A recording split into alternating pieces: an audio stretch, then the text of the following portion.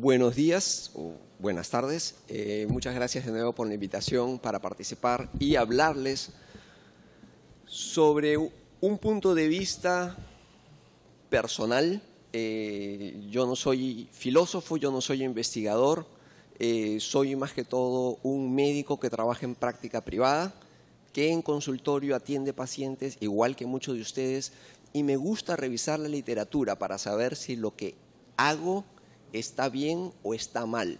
Entiendo que en la actualidad muchas de las cosas que hacemos en la práctica diaria están mal hechas, sea porque no tenemos la suficiente información para darnos el soporte científico de nuestras acciones, o sea porque estamos dirigidos hacia ciertos intereses, o sea porque de verdad los padres nos presionan a actuar de cierta forma que no pensamos que sea la más correcta para los niños.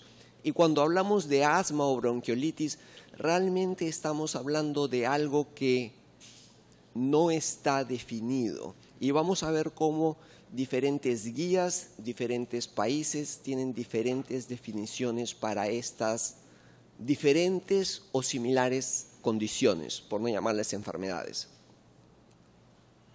Entonces, desde el punto de vista filosófico, en la primera charla nos hablaron de grupos, taxonomías y de tratar de diferenciar cosas entre blanco y negro. Sí, puede ser que blanco sea asma y que negro sea bronquiolitis. Tenemos síntomas similares, con frecuencias diferentes, en periodos de tiempos diferentes, y muchas veces llamamos a las dos condiciones como si fueran una misma enfermedad. Es más, hay algunos niños que tienen o tuvieron bronquiolitis y van a desarrollar asma, y hay otros que no.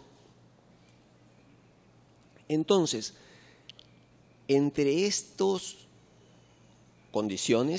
condiciones con síntomas comunes, con frecuencias diferentes en tiempos diferentes, puede haber una línea delgada que los separe, o generalmente hay una línea gruesa que los separe.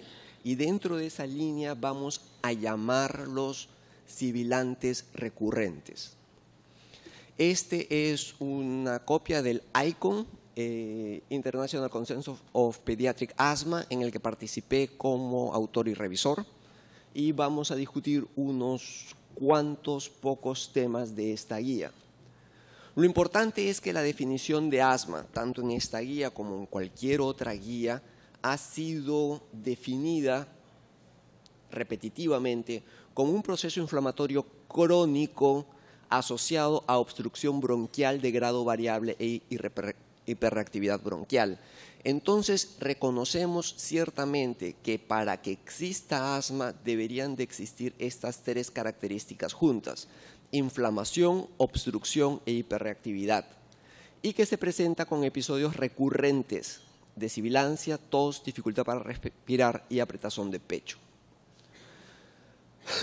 Ciertamente habemos personas que tenemos una vía aérea normal, que cuando estemos expuestos a ciertos factores externos, llamémosle virus, llamémosle polución ambiental o otros, tabaco para no definirlos específicamente, podríamos tener una inflamación, quizás cualquier tipo, y esta inflamación va a revertir y va a tener una recuperación total, y a esto lo vamos a llamar un episodio agudo de inflamación.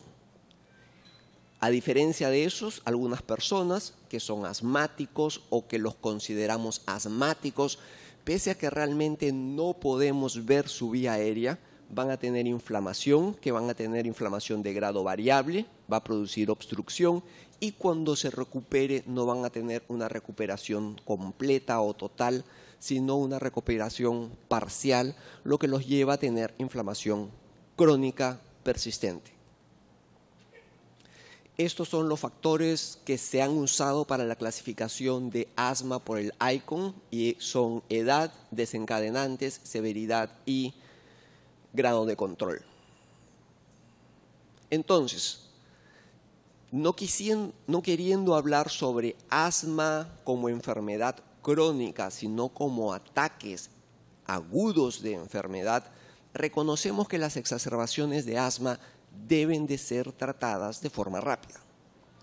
Y reconocemos también que las exacerbaciones son episodios agudos o subagudos de incremento progresivo de síntomas de asma asociados a obstrucción bronquial y que estos episodios deben de ser tratados, aparte de oxígeno, con broncodilatadores, con corticoides sistémicos y otros, incluyendo aminofilina, betoagonistas por vía endovenosa, entre otros. A diferencia de asma, bronquiolitis es también un episodio caracterizado por inflamación en la vía aérea. Y el sonido se produce como un sonido musical continuo por la oscilación de la vía aérea obstruida. La definición de bronquiolitis en diferentes médicos, en diferentes países, en diferentes consensos, es realmente diferente. Entonces, por ejemplo, aquí Sork, en Pediatrics, cuando hace una revisión de bronquiolitis, la define como la inflamación de los bronquiolos que es imposible de ser observada y que es inferida cuando un niño se presenta con distrés respiratorios y signos de infección viral. No existe una definición común, las definiciones son variables entre países. En Estados Unidos definen bronquiolitis como un grupo de síntomas y signos clínicos que incluyen una previa infección respiratoria en la vía respiratoria superior, seguido por un incremento en el esfuerzo respiratorio y sibilancias en un niño menor de 2 años.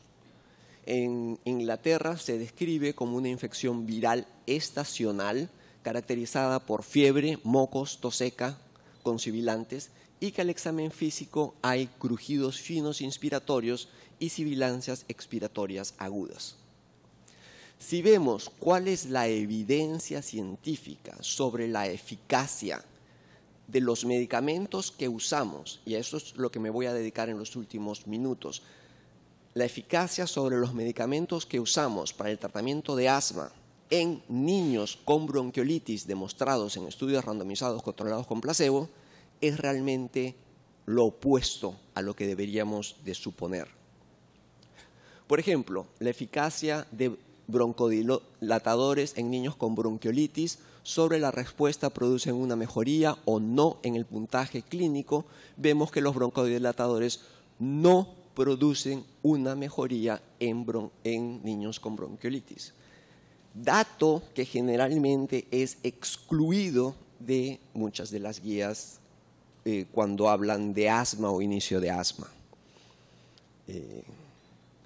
Cuando vemos la eficacia de los corticoides por vía oral durante el primer episodio de bronquiolitis en niños que fueron atendidos en emergencia de 2 a 12 meses de edad, que fueron tratados con placebo o dexametasona, vemos de verdad que no existe ningún beneficio para que estos niños sean tratados con estos medicamentos. Cuando vemos la duración de la hospitalización en niños con bronquiolitis que fueron hospitalizados y tratados con prednisolona 10 a 20 miligramos por día durante la hospitalización y horas después de su admisión, vemos claramente que no existe una diferencia en la posibilidad o riesgo que estos niños sean hospitalizados. Otro estudio similar compara placebo, dexametasona con epinefrina y epinefrina nebulizada y vemos que en el transcurso de no horas, sino días, placebo no tiene ninguna diferencia con el uso de dexametasona diario por 6 días. Finalmente, la Academia Americana de Pediatría concluye que en niños con bronquiolitis la recomendación es para el uso de broncodilatadores no recomendar su uso rutinario para el uso de corticoides, no recomendar su uso rutinario para el uso de antagonistas de receptores de leucotrienos, no recomendar su uso rutinario, y para la solución salina hipertónica no hacen ninguna recomendación específica porque hay pocos estudios diciendo que pueden reducir el tiempo de hospitalización. Lo importante es que acá se reconoce que hay algunos niños que podrían mejorar con ciertos medicamentos. Entonces, también se ha tratado darle a los niños estos mismos medicamentos después de que han sido hospitalizados para ver si podemos mejorar sus síntomas post-bronquiolitis. Esto es un estudio en niños de 2 semanas a 12 meses de edad después de haber sido hospitalizados por su primer episodio de bronquiolitis, que fueron tratados con fluticasona 50 microgramos, Tef-Puf 2 veces al día o placebo. Una intervención de 12 semanas, 3 meses, y de ahí un periodo de observación.